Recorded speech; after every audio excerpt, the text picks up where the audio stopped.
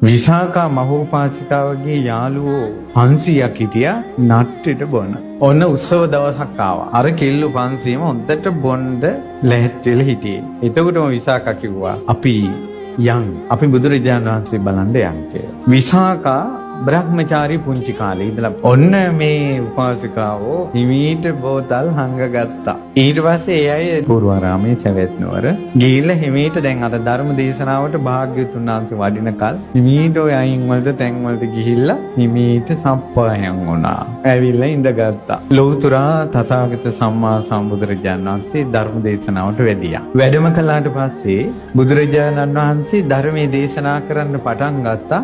ටික වෙලාවක් යනකොට එකියක් hina වෙලා අප්පුඩියක් ගෙවුවා. තව එකියක් නන්නානේ නනා කියලා නැටුවා. තව එක්කෙනෙක් හයියෙන් hina වෙනවා. මල්ල විකාරයේ අරුම් බීලා බුදුරජාණන් වහන්සේ ඉස්සරහා. බුදුරජාණන් වහන්සේ ඉරිදියක් කළා. ඉරුත් නැති සඳුත් නැති තරුත් නැති පහනකුත් නැති එළියකුත් නැති ලෝකයක යම්තා ඝන අන්ධකාරයක් තියෙනවද?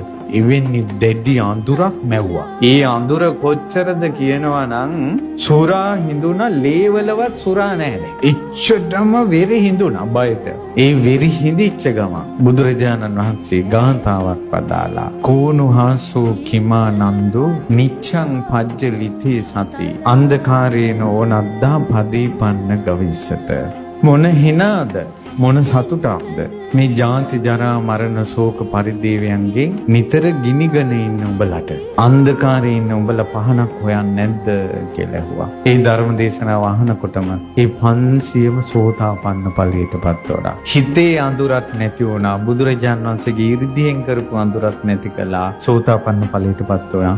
බීලා බුදුරජාණන් වහන්සේ ඉස්සරහත් විකාර කරපු අය නිවන් දැක්කනම් ඔයාලට ජීවිතේ හදාගන්න බැරි කමක් නැහැ.